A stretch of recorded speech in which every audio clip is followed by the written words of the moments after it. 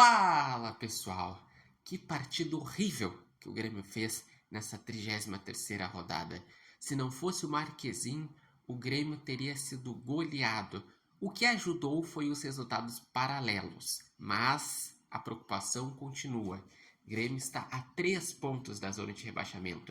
O Grêmio é 12º com 39 pontos e quem abre a zona de rebaixamento é o Bragantino com 36 pontos. Mas os resultados ajudaram, porque teve o jogo entre São Paulo e Atlético Paranaense. O Atlético Paranaense tinha 34 pontos, perdeu do São Paulo, então o Atlético Paranaense seguiu na zona de rebaixamento. O Bragantino, antes da rodada, tinha 35 pontos, jogava contra o Lanterna fora de casa, só empatou e ficou com 36 pontos.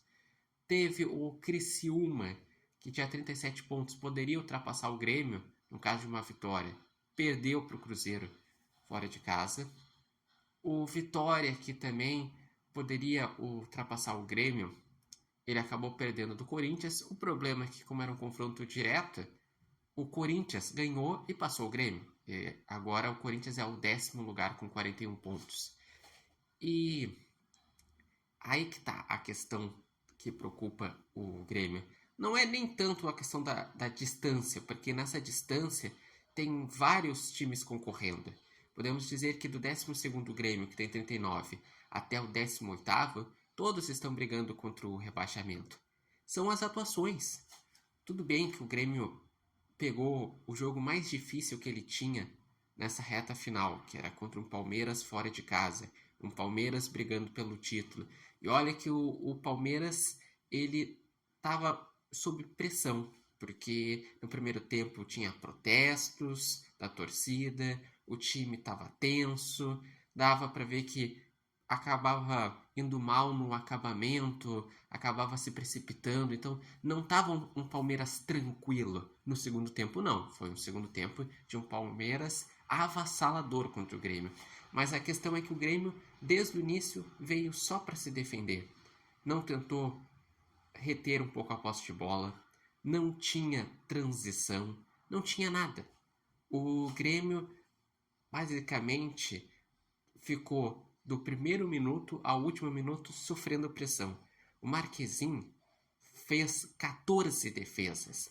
Aqui tá aparecendo 33 chutes a 6 pro Palmeiras, mas eu tinha visto na televisão 35 chutes do Palmeiras. Então, foi o jogo do Brasileirão que podemos dizer que foi o maior massacre em produção do adversário. O único jogo além desse que tinha tido 35 finalizações tinha sido Corinthians e Juventude, lá no primeiro turno, que o Juventude tinha tido 2 expulsos e o Corinthians tinha empatado. Mas aí que tá a questão. O Grêmio chega nessa reta final com um time que o coletivo está muito fraco, que depende das individualidades e que tem jogos, principalmente fora de casa, que ele acaba tendo essa postura, só se defender, se conseguir um pontinho tá bom. O Grêmio tem que melhorar pelo menos a postura, porque sabemos que melhorar o desempenho, faltando 5 rodadas, é algo totalmente irreal, que quem não melhorou até agora não vai melhorar na reta final. Mas aí que tá a questão do Grêmio. Pegando os últimos jogos contra o Atlético Goianiense, que era o lanterna em casa, o Grêmio jogou muito mal. Valeu os 3 pontos, que foram fundamentais, porque senão a situação está horrível. Mas o Grêmio saiu atrás naquele jogo. O Grêmio, mesmo quando virou, ainda teve lances do Atlético Goianiense poder empatar, porque estava dando espaços generosos. Era um time que também não conseguia dominar, não ficava um jogo tranquilo. O ponto que fez na outra rodada contra o Fluminense foi um jogo que o Grêmio não jogou nada. Não jogou nada também. E na reta final o Fábio fez um pênalti e o Grêmio conseguiu um empate. Ou seja, essa é a questão. E se a gente pegar, faltam 5 jogos. Quais são esses 5 jogos? É contra o Juventude em casa, contra o São Paulo em casa, contra o Corinthians em casa. Fora de casa, contra o Vitória e contra o Cruzeiro. Qual é a necessidade do Grêmio? 6 pontos para chegar a 45 e se escapar matematicamente.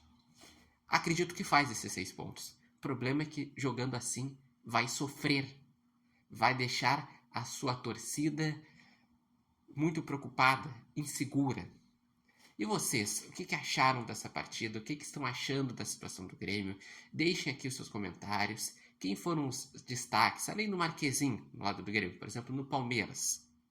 Quem que se destacou?